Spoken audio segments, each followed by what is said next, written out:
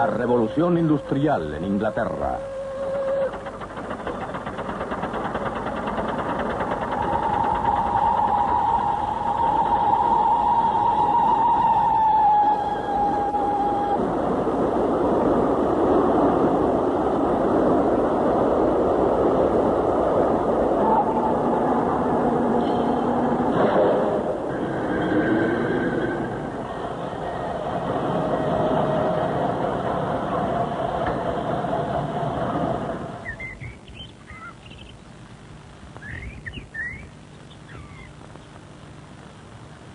Vayamos con nuestra imaginación a Inglaterra, como era hace 200 años.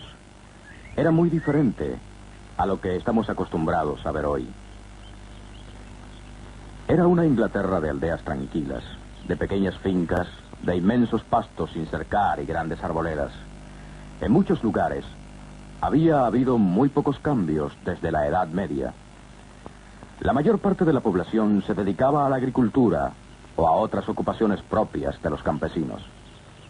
El nivel de vida era muy bajo, las fincas demasiado pequeñas y los métodos de cultivo muy primitivos. Se sabía muy poco acerca de la rotación de las cosechas y de muchas otras prácticas que hubieran aumentado la producción. En cuanto a las ovejas, tenían muy poco que comer en el invierno, excepto lo que les mandaba Dios Todopoderoso. Y la mayor parte de ellas se moría. Veamos ahora cómo estaba la industria, y específicamente la situación en la industria textil. La lana en aquel tiempo era la columna fuerte de la prosperidad inglesa. En todas las casas de la aldea o del campo se encontraba una rueca, y en todas las aldeas había un telar. Este método de fabricación se conocía como el sistema doméstico.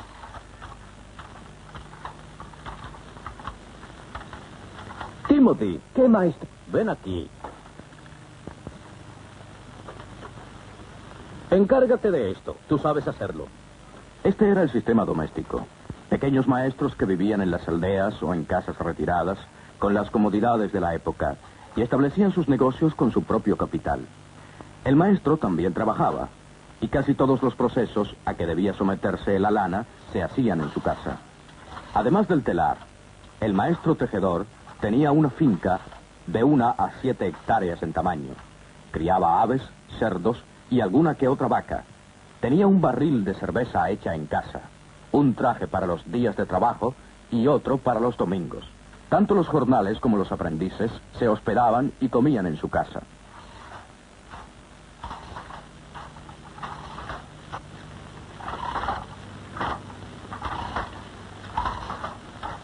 Sigue un ritmo igual, ¿eh? Sí, maestro, procuro mantenerlo. Sí, ya lo sé, hijo. Los maestros y sus obreros, por lo general, estaban tan unidos en sentimientos que no deseaban separarse si no era necesario. 2, 3.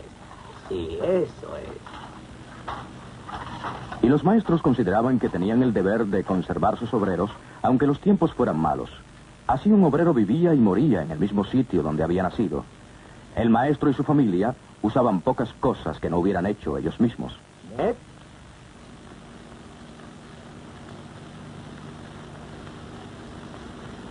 ¿Qué crees tú?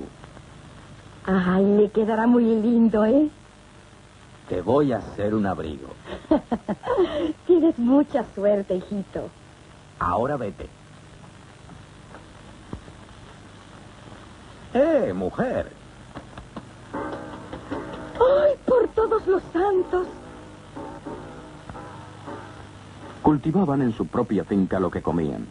Hilaban en su propia casa la lana con que hacían su ropa y obtenían dinero para sus otras necesidades vendiendo los tejidos de lana que hacían. Bendice, Señor, nuestro hogar y estos alimentos que nos das. Bendícenos, Señor, y por tu Hijo, llévanos contigo al paraíso. Amén. Amén. El maestro se sentaba a la cabecera de la larga mesa de nogal y junto con su familia y sus obreros rezaba antes de empezar. Y luego trinchaba la carne y servía la comida. Tal vez tomara una copa de cerveza él solo y no le daba a sus obreros. Pero eso era prácticamente la Esto es única para diferencia en la forma de vivir. Pásamelo, hijo.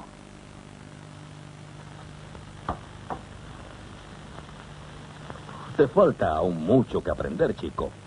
La paga que recibo es poca. No conviene a los chicos tener dinero. Es cierto que esta situación tenía un aspecto muy triste, que revestía una gran injusticia. Había, por ejemplo, ciertas leyes del Parlamento que prohibían que los obreros fueran a la huelga para conseguir un aumento en sus salarios. Hubo una huelga el invierno pasado, pero la policía le puso fin de la forma acostumbrada, con las bayonetas y la cárcel. El obrero no se atrevía a ir a la huelga y no había otro sitio donde pudiera buscar trabajo. Ganaba muy poco dinero durante toda su vida. Ocupaba una posición media entre esclavo y hombre libre, o más propiamente, entre siervo y ciudadano. Esta, aunque breve y no perfectamente descrita, era la situación de la industria textil en Inglaterra hace 200 años. Esta situación variaba de sitio en sitio y de tiempo en tiempo. Inglaterra no se asemejaba en nada al jardín del Edén, pero la vida siguió de generación en generación su curso tranquilo. Y entonces, en los próximos 100 años, se transformó la nación. Fue en realidad una transformación total de la forma de vida inglesa.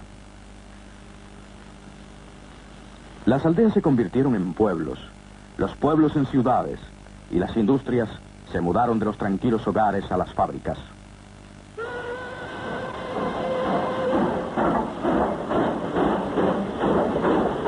Esta transformación es lo que llamamos la revolución industrial. Podemos decir sin peligro de quedarnos cortos que 3 inventos destruyeron nuestro viejo mundo y construyeron uno nuevo. El primero fue un telar para hilar más de un hilo a la vez. El segundo fue un telar de fuerza hidráulica. El tercero fue la máquina de vapor.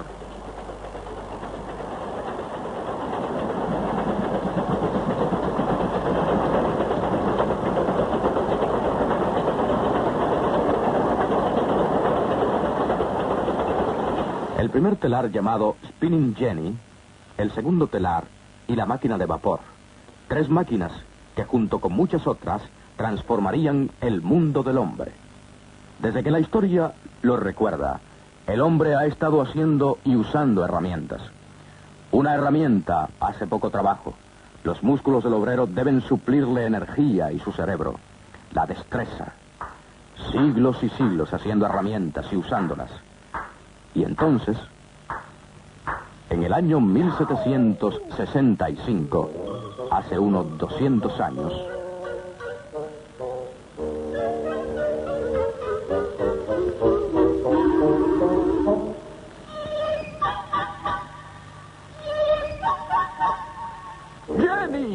Jenny, escucha. James Hargreaves inventó una máquina operada a mano a la cual puso el nombre de su esposa. La llamó Spinning Jenny. Este telar iniciaría una revolución en la industria de la lana en Inglaterra. Hilar siempre había sido un proceso lento. Solo podía hilarse un hilo a la vez. Pero James Hargreaves montó 8 usos en un marco y los hizo girar a todos con una rueda, hilando así 8 hilos a la vez. El ingenio de Hargreaves le creó graves dificultades.